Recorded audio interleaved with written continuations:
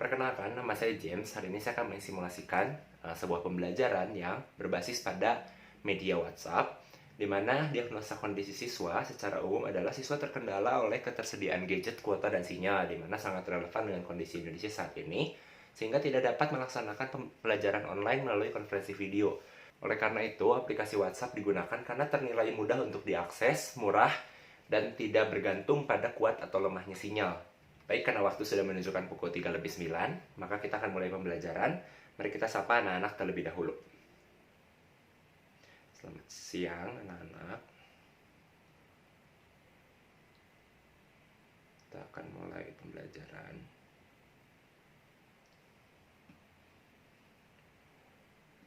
Mari kita buka di dalam doa.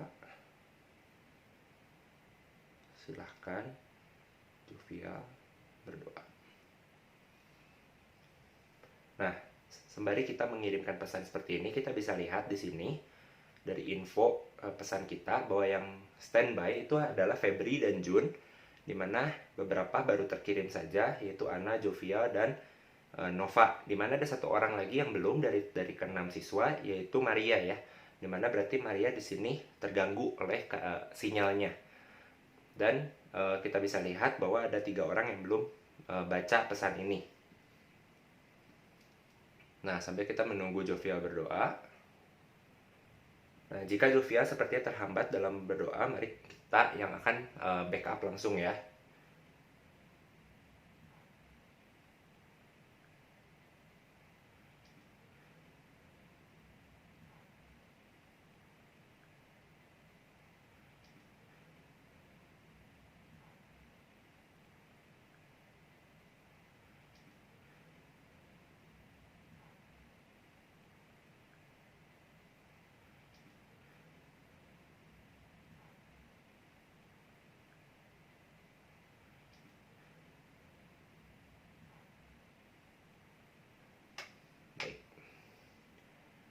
Bagaimana kabar kalian semua? Semoga tetap sehat ya.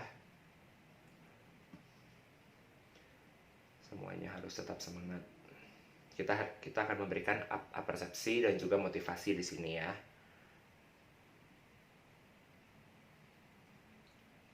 Oke.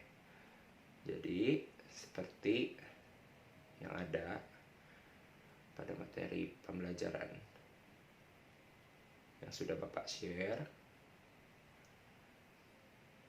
kita akan gunakan WhatsApp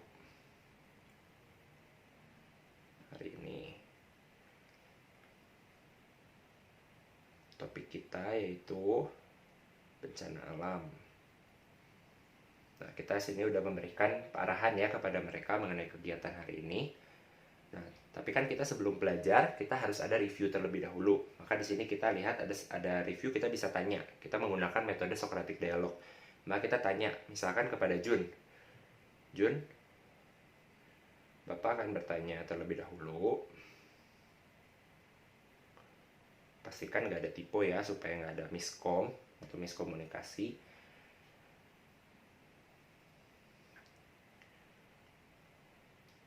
Mengenai materi minggu lalu. Ada berapakah lapisan bumi?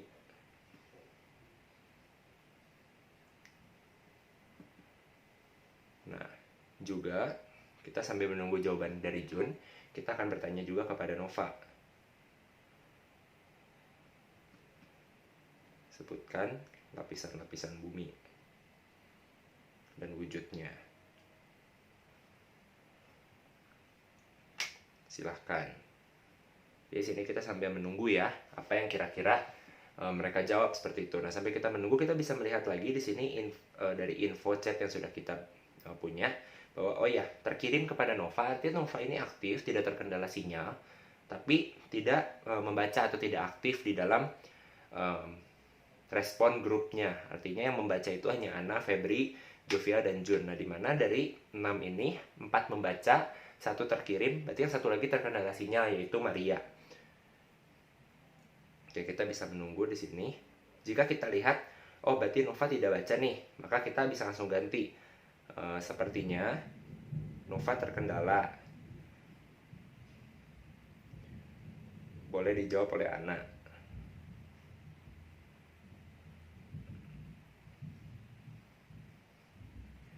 Baik, jawabannya Jun benar ya.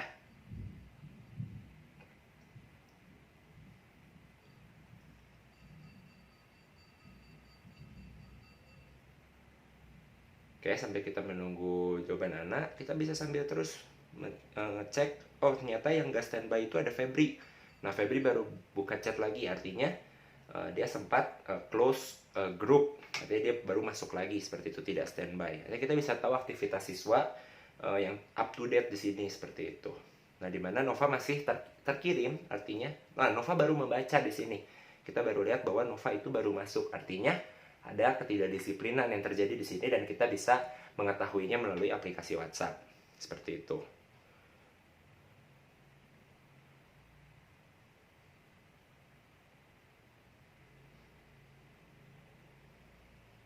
Baik, Nova menjawab ya. Nova betul sekali jawabannya.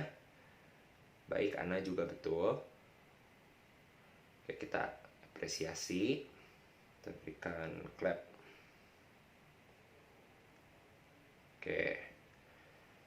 Baik, kita akan mempelajari tentang bencana alam. Kenapa sih bencana alam itu penting? Nah, kenapa sih bencana alam ini penting untuk dipelajari? Kita harus tanya dulu, karena ini hal yang penting ya. Bagaimana siswa itu engage dengan pembelajaran yang kita berikan, seperti itu. Nah, kita sudah masuk ke dalam presentasi materi, hanya saja kita gunakan metode Sokratik. Artinya, Sokrates itu selalu percaya bahwa ada kebenaran di dalam diri manusia. Artinya, kebenaran itu yang harus digali oleh guru, dan guru itu bertugas memancing, seperti itu ya. Nah, kita sambil menunggu, Jun di sini typing. Kita bisa sambil lihat lagi infonya. Oh, ternyata semuanya sudah read, semuanya udah baca. Nah, tapi belum ada respon di sini, berarti semuanya masih mengetik ya. Seperti itu.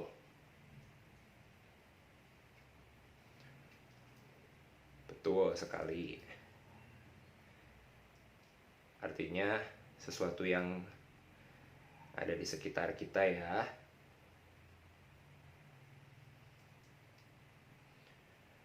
Bagus sekali jawabannya. Nah, Febri juga betul. Keren. Kita apresiasi. Betul. Nice semuanya. Nah, mungkin Ana yang belum menjawab, tapi sudah diwakilkan ya jawabannya. Nah, kita di sini sambil memberikan gambar ya. Gambar yang sudah kita miliki, yang sudah kita ekstrak. Lihat. Nih gambar yang sudah kita punya tentang pentingnya belajar tentang bencana alam. Nah, kita lihat bangunan sekolah yang utuh bisa terdampak dan bisa muncul korban jiwa. Untuk itu kita belajar ini supaya terhindar dari hal tersebut. Nah, jadi kita di sini sudah memberikan signifikansinya ya.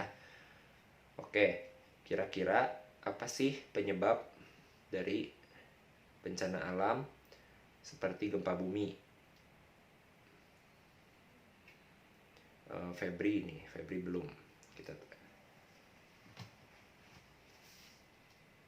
Kita tunggu ya jawaban Febri. Kita sambil lihat di sini infonya. Kita lihat.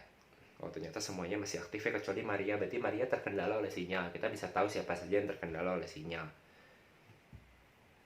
Tuh. Ya, betul sekali. Nah, apa penyebab goyangnya itu?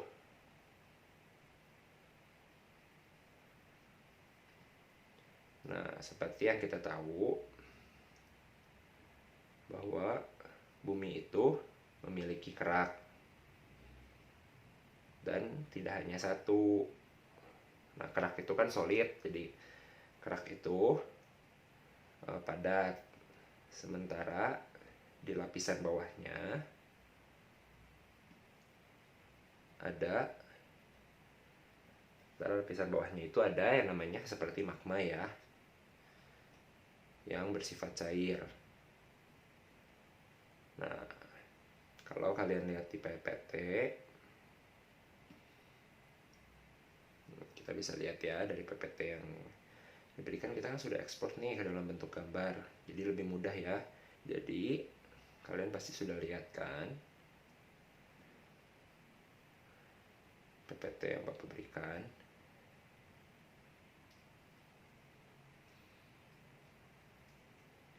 Kerak itu seperti kapal yang bisa saling bertabrakan, dan energinya itu dapat menyebabkan gelombang yang menghasilkan getaran, sehingga kita rasakan sebagai gempa bumi. Nah, kita juga di sini bisa langsung kasih ya ke mereka bahwa kunci utamanya itu adalah jangan panik dan lain sebagainya, seperti itu. Nah, kita harus tanya dulu nih ke mereka, kira-kira mereka baca nggak sih materi yang sudah kita berikan? Oke, Ana coba jawab, apa sih hal utama yang harus kita lakukan sebelum ketika terjadi gempa bumi?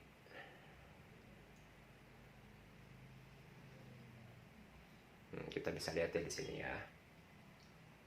Kita kira dia baca nggak sih apa yang kita berikan di PPT dan di materi, seperti itu. Betul sekali. Nah, berarti anak membaca di sini. Artinya yang utama adalah tidak panik. Betul. Nah, ini adalah langkah-langkahnya ya. Nova juga membaca, cuman sepertinya tidak begitu konsen seperti itu. Cuman nggak apa-apa, kita coba ambil lihat di sini ya.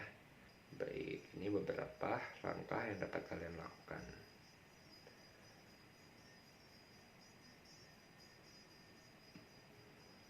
Bapak juga sertakan video pembelajaran, video tentang evakuasi. Video tentang evakuasi diri di PPT, boleh kalian akses.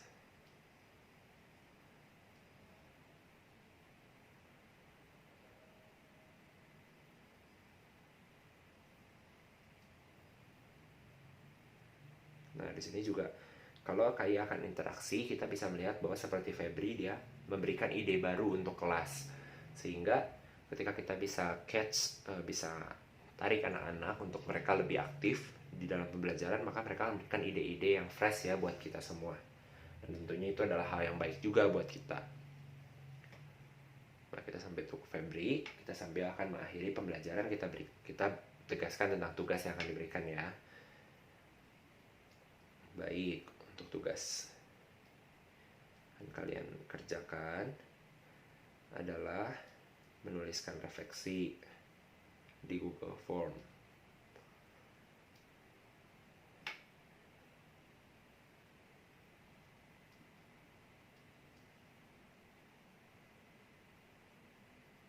Nah, ini kita bisa select all dulu, kita cut. Bagus sekali, Febri. Teman, jadi mudah diingat.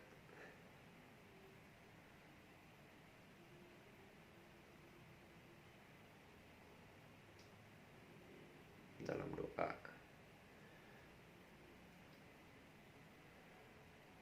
si Tuhan, untuk pembelajaran hari ini, kiranya kami dapat mengevakuasi diri dengan baik setelah pembelajaran hari ini.